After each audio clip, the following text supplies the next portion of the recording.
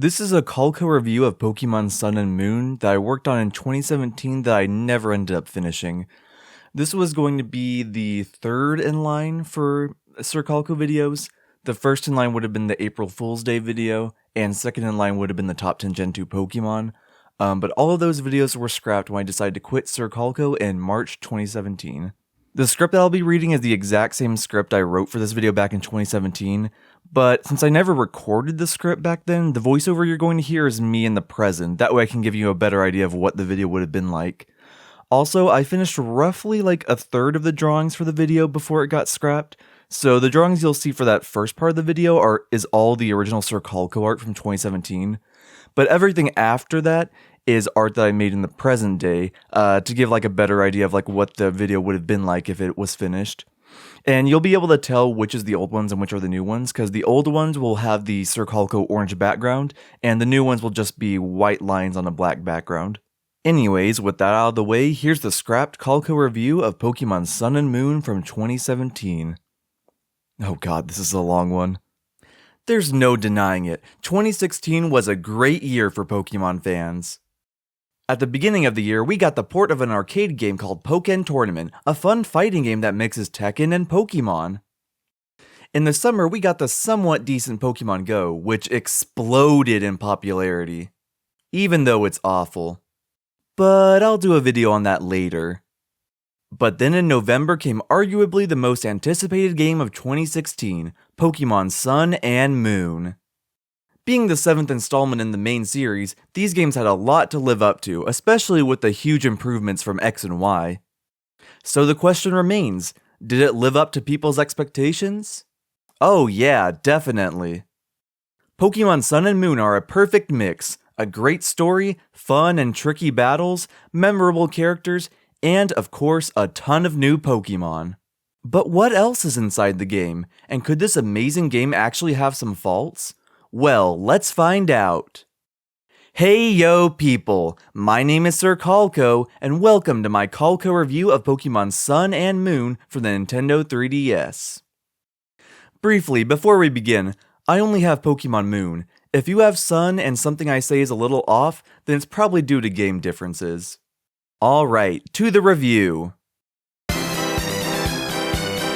As usual, there is a story in this game, but it's a little more complex this time around.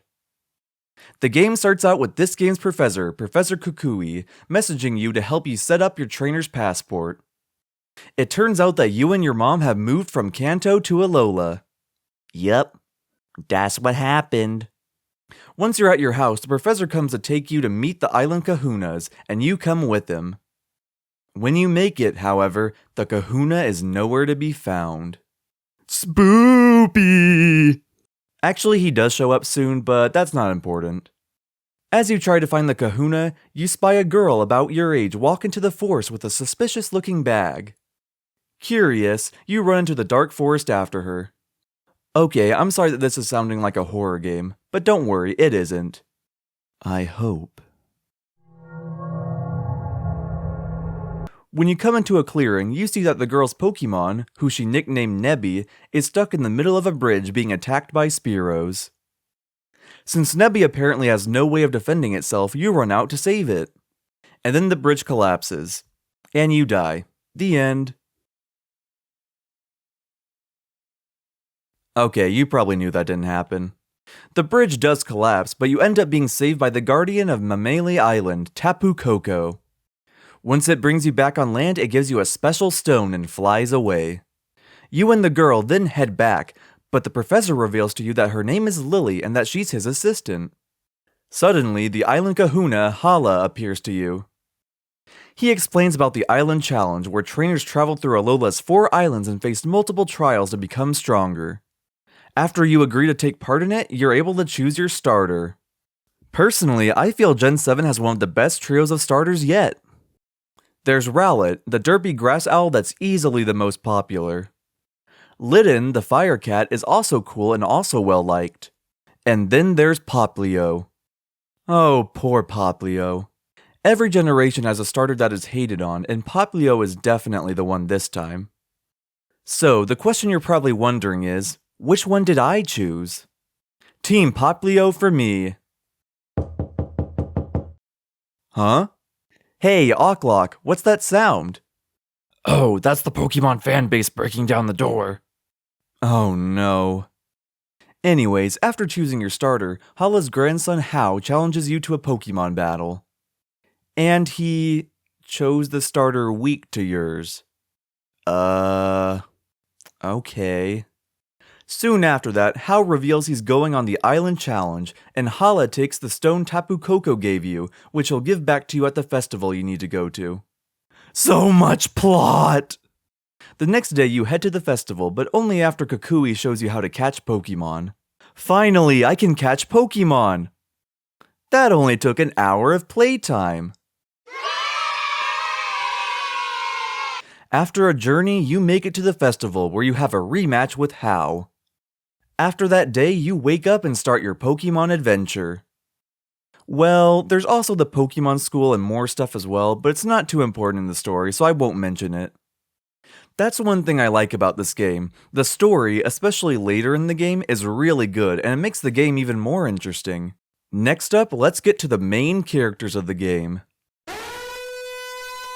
First off is, of course, you, the kid who just moved into Alola. Professor Kukui is the professor of the region, and he'll also appear many times during your island challenge. Hao is your rival in this game, although he's not a jerk like some rivals, whose name I won't mention. Gary! Lily is the professor's assistant, and very shy and nervous. She and her Cosmog Nebby tag along with you. The trial captains are the people who hold most of your island trials. One of them, Sophocles, runs the online festival plaza. What the heck, Game Freak? This thing is so stupid! There's also the 4 island kahunas, who you'll battle after beating all the trials on an island. One of them, Hapu, will forever haunt my nightmares. The Aether Foundation is a group of people dedicated to protecting Pokemon. The main person from it you need to know is Luzamine, the president. Finally, this wouldn't be a Pokemon game without the evil team of the region, Team Skull. One main member you need to know is ya boy Guzma, the leader of the group. One other member you need to know is Gladion, the team's enforcer. Yeah, there's a lot of characters. This is the part of the script where I would talk more about the characters and elaborate on why I like them. And I never ended up finishing that part of the script, but hey, here's some of the drawings I made for it ahead of time for some reason. Wow. Finally, even though they're not technically characters, let's talk about the Pokemon. Along with a ton of returning Pokemon, there are now 81 new Pokemon. And this is the part of the script where I would elaborate more on why I liked the new Pokemon, but I never finished that part of the script. But I did get some drawings done ahead of time for some reason, so here you go. This generation introduced a new type of Pokemon, the Ultra Beast. Overall, they're pretty lame. They're just strong Pokemon with a new ability. Really, they should just be considered legendaries. Oh, there's no way I could forget Alolan forms. A select few Pokemon from Gen 1 got Alolan forms, giving them a new typing and look. Some are really cool, but others... And then there's a parentheses why I like Alolan forms, even though I don't have that written down. Next up is the gameplay, and it's what you'd expect from a Pokemon game. Pokémon Sun and Moon uses a turn-based RPG battle system. You can use 4 different moves for each Pokémon to try to knock your opponent's HP to 0. You can also have up to 6 Pokémon on your team, leaving lots of room for variety. Each Pokémon has a certain type. That type is weak or strong against other types. For example, water puts out fire. If a rock hits a bird, it'll fall out of the sky. Is your computer not working? Punch a hole through it! Returning from Gen 6, Mega Evolution lets you temporarily evolve some Pokemon a stage further, making them even stronger. Unfortunately, no new Megas were added to this game. A new addition to the series are Z moves. If you give a Pokemon a certain Z crystal, they can perform a super over-the-top move. Man, Pokemon is getting a lot more anime. There's also items you can use, catching Pokemon, and exploring the overworld. There's a lot to this game.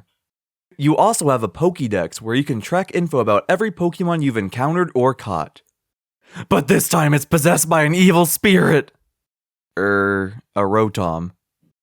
Same thing! Like Gen 6, Pokémon Sun and Moon also has online compatibility and extra modes. You do this using the Festival Plaza. It's just really clumsy and sometimes tricky to use. What's the point? The PSS was working just fine in the last 2 games. There always has to be something bad in a game, doesn't there? Anyways, you can use the plaza to connect to nearby friends to battle or trade. You can also visit the battle spot where you can battle random people online. Which reminds me, I need to mention battle styles. You have regular single battles, but you can also have double battles or multi-battles with friends. A new battle style added is Battle Royale, which is basically everyone against everyone. I don't like it that much, but it's fun nonetheless. You can do Battle Royales with CPUs as well at the Battle Royale Dome. It's hosted by the Masked Royale. He's totally not Professor Kukui. Going back to online modes, you can also do online trading. Oh, and who can forget the GTS? Here you can deposit a Pokemon and ask for a specific one in return. If someone has that Pokemon, they can trade for it. It's pretty cool, but there's always that one person who wants a legendary for a young goose. There's also Wonder Trade, where you don't know what you're trading for until it happens. It's really cool, but of course people clog it up with Young Goose and Magikarp. Seriously, I have an entire box in the PC filled with junk Pokemon I got from Wonder Trade. It's sad how many are in it. Now, you'd think we'd be done with gameplay, but nope, we still have more to cover. There's no rest for poor Colco. A minor thing is the QR scanner, which can register Pokemon in your Pokédex and let you get event Pokemon. It's a neat gimmick, but not really that special. The Pokemon Refresh returns as well, where you can feed and pet your Pokemon. If you care for them a lot, they'll do things like land crits more often, which is really neat. Next is Pokemon Pelago. I don't get it. It's supposed to be where the Pokemon in your PC box play as they level up, but I just don't understand it. Next! Finally is Hyper Training. A man named Mr. Hyper will maximize a Pokemon's IVs in exchange for bottle caps. However, they must be level 100. Finally, the gameplay is done, yes! Next up are boss battles, and Sun and Moon technically has that.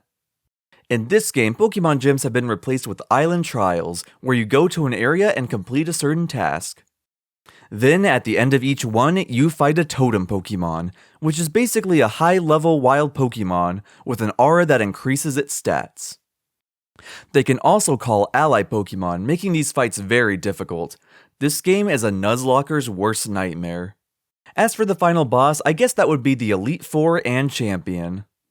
There is that battle where President Luzamine fuses with an Ultra Beast, but that's just too weird for me. Also, Nebby evolves into the game's legendary and the Aether Foundation is evil. Dang it, Colco, you spoiled the game for me. Well, didn't you see the spoiler alert earlier? How could this happen to me? I made my mistakes. Anyways, before the champion is the Elite Four, each of whom specialize in a specific type. The first of them is the flying expert, Kahili, who is a golfer. Huh.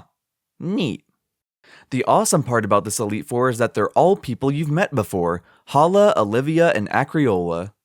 I really like the idea of seeing familiar faces as part of the Elite Four. I really hope Game Freak does it more often. Finally is the champion. Professor Kukui himself. Now that's a plot twist. Good work, Game Freak. Kukui has a lot of good Pokemon, from his heavy-hitting Snorlax to the starter that's strong against yours, so he's a pretty tough opponent. But once you beat him, you're Alola's first champion, and you beat the game. I want to point out something real quick. If you chose Primarina, then give it a Stab Water and Fairy move along with an Ice move, you can sweep almost all of the Elite Four and half of Professor Kukui's team. And you said Poplio would be garbage. Now, we're not done yet. As with most Pokemon games, we have to discuss the post-game content. The biggest chunk of it comes from the Ultra Beast quest, where you help the Looker find and capture some rogue Ultra Beasts.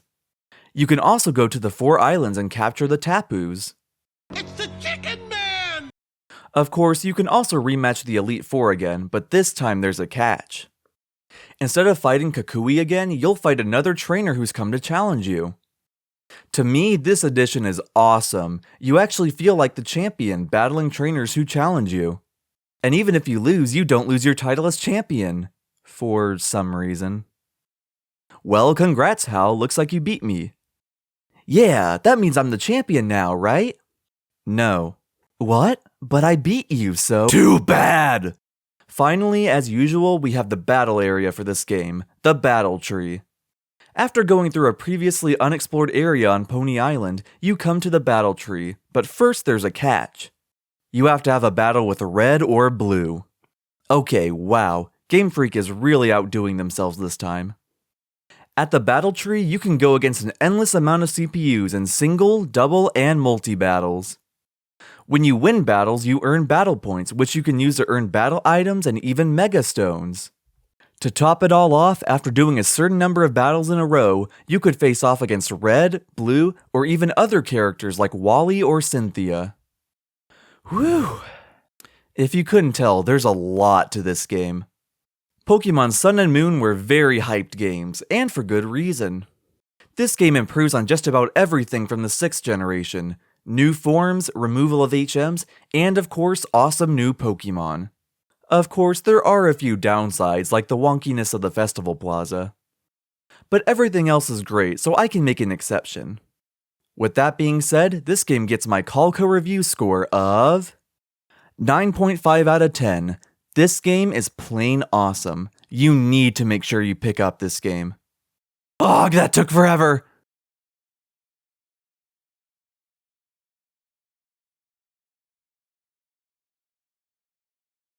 Pokémon! Gotta catch 'em all! Wait, there are 802 now? Forget it. This Pokémon Sun and Moon review was a very spontaneous idea. Normally for Sir Colco videos I plan my uploads way ahead of time. I mean, I almost never follow those plans to a T, but the point is I liked planning things out. That's why I'm saying the Sun and Moon review was spontaneous. As far as I can tell, I never had written this video down in any plans I made. I just randomly decided I wanted to make it. I completely know why though, because for pretty much the entirety of 2017, I was addicted to the battle tree in the game. This was a game mode that opened up after beating the game and let you choose 3 Pokemon to fight through endless battles with trainers to see how far you would get. I spent hours training up Pokemon, trying out new strategies, and trying to beat my best score. And when I say hours, boy do I mean it. So I mean, it made perfect sense I'd want to review the game that I spent most of my free time playing at that point. A second time was because this was around the time I became friends with IC, who you may know as his online username IC22487Gaming. In fact, literally the reason we became friends was when IC saw me playing Pokémon Moon during class and started watching me and asking questions about it. Once we got to know each other better, I learned about his YouTube channel, and that was what inspired me to go back to Sir Colco videos. And yeah, we talked a lot about Pokemon, which of course elevated my interest in Pokemon at the time, so this is probably what made me want to review Sun and Moon. The actual production of this video was a bit weird. Usually I worked on one video at a time and didn't start a new one until the current one was finished. But for whatever reason in March 2017, I was working on 4 videos at once. My main priority was the top 5 pseudo-legendaries video, which was my collab with IC, and the video after that was going to be an April Fool's video on characters I want for Smash Bros. The other 2 videos were the top 10 Gen 2 Pokemon video, and then of course the Sun and Moon review. These videos wouldn't be released until after the pseudo-legendaries video and the Smash Bros video, but I still got work done on them. This was mainly because I had finished my part of the pseudo-legendaries video a while before IC finished his part, so I had some time to kill while I waited for him to finish. So hey, why not work on those other videos in the meantime? It's pretty obvious that this video was third in line because of how unfinished the script was. It has a start, middle, and end, but there are several parts that I only wrote quick notes for as a reminder to flesh it out later on. I never really planned out how I would structure my scripts for videos, I just kind of started writing and formed the structure as I went along. This didn't cause any problems with previous videos, but when writing the Sun and Moon review, I realized I was constantly forgetting to talk about certain elements of the game. Some specific examples I can think of include elaborating further on Alolan forms and the Island Challenge, and then other aspects I completely forgot to mention, such as the Zygarde quest, the Poké Rides, and the new Pokemon. Anytime that happened when I was writing it, I would just go to the part of the script where I was supposed to put it and then write down brief notes to remember to finish it up later. This unfortunately led to the script being extremely messy and scattered. My plan was most likely to flesh out these parts of the script later, and then completely rewrite the script at the end on new sheets of paper, that way it was easier to record. Because my god, the formatting was horrible, it was a pain to organize this all for the archive. So because of that, this technically isn't a complete recreation of what the video would have been, since there's several sections that were never completely written. If those parts had been actually finished, the video probably would have been nearly 25 minutes long, which would make it my longest video to date. And so, Icy finished his portion and I uploaded the collab video, and the next goal was to finish the April Fool's video, then the Gen 2 Pokemon video, and then the Sun and Moon review. Everything was falling into place. Until it all fell apart. I didn't scrap this video because of disliking it or getting frustrated with it or anything. It was scrapped, like all the other videos I was working on at the time, because I decided to quit Sir Colco. For whatever reason, I was stressing myself out too much with these videos, which led to a temporary hiatus in January through February, and then a permanent hiatus at the end of March. The straw that broke the camel's back for me was the April Fool's video, because I was pushing myself too hard to meet the deadline for it, and the stress was enough to make me want to quit. This review was going to be third in line for uploads, because the first would have been the April Fool's video, and then after that would be the top 10 favorite Gen 2 Pokemon video. The only reason I started on this so early was because I knew how long it would be. And speaking of the length, to some extent I wonder if I had finished the April Fool's video, if this Sun and Moon review might have been the last straw. There was no deadline for this video, but it easily would have been my longest video to date, and I have to wonder if that amount of work would have caused me to burn out if I hadn't already. That's just speculation though, there's also a good chance I would have just finished it and continued as normal. But who can say at this point? Either way, I got burnt out and the video never happened. Until now I guess? I guess I kind of finished it now?